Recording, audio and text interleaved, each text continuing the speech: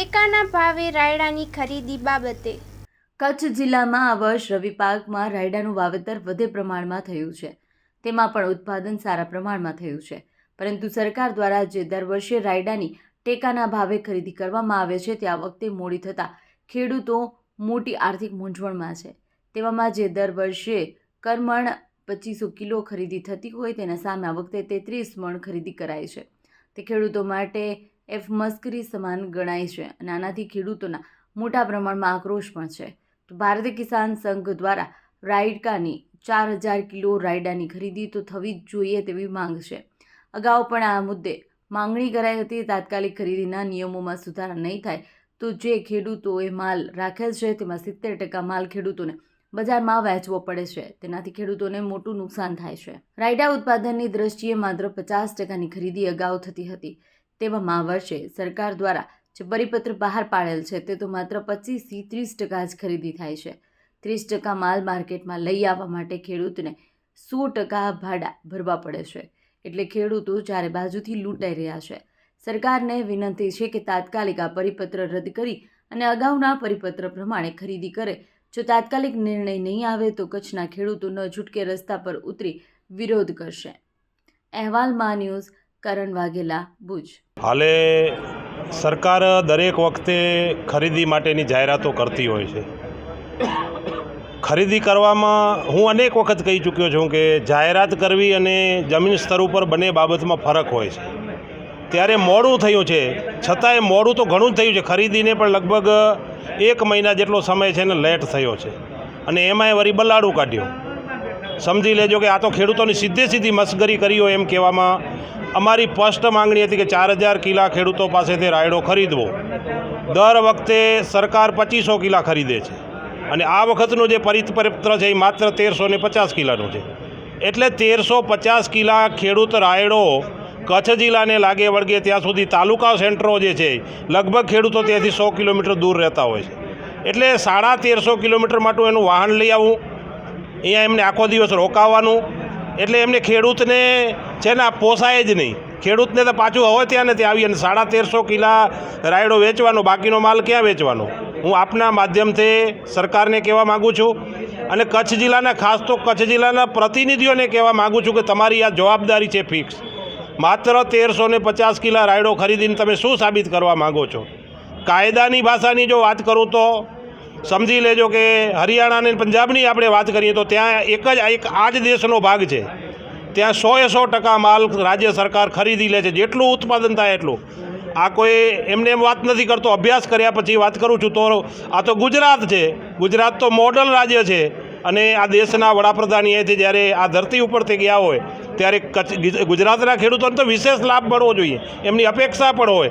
તો તાત્કાલિક ધોરણે આપના માધ્યમથી કહું છું કે આવી મસ્કરી ખેડૂતોની ન કરો. તાત્કાલિક ધોરણે આનામાં 4000 ખરીદવો જોઈએ, કમસે કમ 2500 કિલાનું જે તમારું જૂનું પરિપત્ર હતું.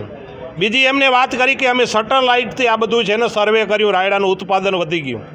હું આપના માધ્યમથી સરકારને સ્પષ્ટ કહેવા માગું છું કે જ્યારે અતિવૃષ્ટિ આવે, અનાવૃષ્ટિ આવે, વાવાઝોડાઓ આવે ત્યારે તમારી સેટેલાઇટ કામ નથી કરતી. તો અહીંયા તમે એમ કહો છો કે અમારે ખેતરમાં જઈને સર્વે કરવું પડશે અને તમે બેઠા એમ કહી દો કે આ ખેતરમાં રાયડો નથી, આ ખેતરમાં રાયડો છે. એટલે આવી ખેડૂતોને મસ્કરી કરવાનું બંધ કરો. આ દેશ ખેતી પ્રધાન દેશ છે, ખેડૂતો છે તો તમે છો, અસ્તિત્વ આખો દેશનું એના માટે છે.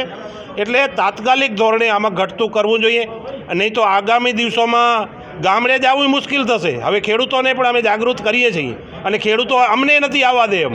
કાલથી જે ફોન ચાલુ થયા છે, ખરેખર ખેડૂતોની જે પીડા છે એ પીડા એટલી બધી મોટી છે અને કોઈ સાંભળવાવાળું નથી. એટલે તાત્કાલિક ધોરણે આમાં રસ્તો કાઢવો જોઈએ, નહીં તો આગામી દિવસોમાં કંઈક વિવિધ કાર્યક્રમો આપવા ફરજ પડશે તો આપવા પડશે. આવી પરિસ્થિતિ છે.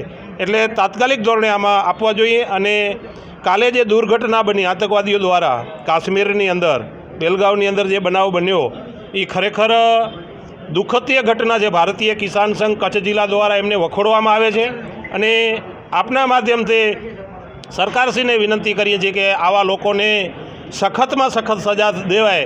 કારણ કે જો આવો બનાવ બનતા રહેશે તો એક દેશ માટે, અને એમાંય આ મને કહેવામાં અસુસુક્તિ એટલા માટે નથી કે માત્ર હિન્દુઓનું નામ લઈને કે ભાઈ તમે હિન્દુ છો કે કોણ છો એટલે આવા બનાવો બને તો એ દેશ માટે એક રાષ્ટ્ર માટે પણ આ સારી બાબત નથી.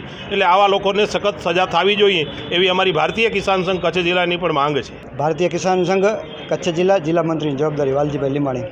આજે ભારતીય કિસાન સંઘ કચ્છ જિલ્લા દ્વારા જે અત્યારે ટેકાના ભાવે રાયડાની ખરીદી જે સરકાર દ્વારા ખરીદી કરવામાં આવે છે તેમાં ભારતીય કિસાન સંઘની એવી માંગ હતી કે 62 મણ પહેલાં લેવાતું હતું એના બદલે 100 મણ લેવું. એની સામે સરકારે પરિપત્ર જાહેર કરી અને 32 મણ લેવાની વાત કરી તો ખરીદી પણ ચાલુ કરી. હવે 32 મણ જે લોકો વેચવા આવે એમને દૂર દૂરથી લઈને આવવું પડે. 32 મણ વેચવા આવે તો એને ભાડા પણ પોસાતા નથી અને ખેડૂતોની આ એક મશ્કરી સમાન નિર્ણય લીધો છે સરકારે. તો અમે આ નિર્ણય સામે ભારતીય કિસાન સંઘનો પૂરેપૂરો વિરોધ છે અને ઉગ્ર રીતે અમે આ નિર્ણયને અમે ઉગ્ર રીતે વખોડીએ છીએ. જો આ પરિપત્રમાં સરકાર જો ફેરબદલ નહીં કરે અને અગાઉ જે 63 મણ 62 મણ જે લેવામાં આવતો હતો એનાથી પણ વધારે લેવું જોઈએ, પણ એ કમસે કમ અગાઉના પરિપત્ર પ્રમાણે સરકારને લેવું જોઈએ. તો સરકાર આ પરિપત્ર બદલાવે અને અગાઉના નિયમ પ્રમાણે રાયડાની ખરીદી ચાલુ કરે. જો આ રીતે જો ચાલુ કરવામાં નહીં આવે તો દરેક કચ્છના ખેડૂતો ઉગ્ર આંદોલન અને આના વિરોધ માટે આગળની રણનીતિ નક્કી કરીને ઉગ્ર આંદોલન પણ કરી શકે છે. એટલે સરકારને વિનંતી છે કે તાત્કાલિક આમાં નિર્ણય લઈ અને રાયડાની ખરીદી આગળ ચાલુ કરવામાં આવે.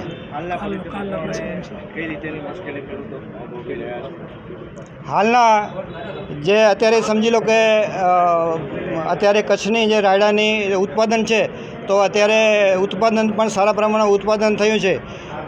તો આ ઉત્પાદનની દૃષ્ટિએ અને ખેડૂતો પાસે જે માલ છે એનામાં જો સરકાર સાવ 25 થી 30% જો માલની ખરીદી કરે તો ખેડૂતો બાકીનો માલ વેચવા ક્યાં જાય? તો વેપારીઓ પણ એનો ખોટો લાભ લઈ શકે છે. તો ખેડૂતો હાલની એની એકતા શું છે કે પાછળ અત્યારે સમજી લો કે ખરીદી બહુ મોડી થઈ છે. ઉત્પાદન રાયડાનું જે ઉત્પાદન થયું છે એને પણ લગભગ 15 થી 20 દિવસ થયા છે. પણ હવે જો ઉત્પાદન લેવામાં ના આવે અને એટલે સામાન્ય ઉત્પાદન લેવામાં આવે ખેડૂતોની આર્થિક પરિસ્થિતિ ખૂબ જ મુશ્કેલમાં છે. એટલે અમારી જે વાત છે કે ભાઈ જે ખેડૂતોની ખરીદી થાય એ તાત્કાલિક થાય અને એને પૂરતા પ્રમાણમાં ભાવ મળવો જોઈએ અને પૂરતા પ્રમાણમાં એની ખરીદી થાય.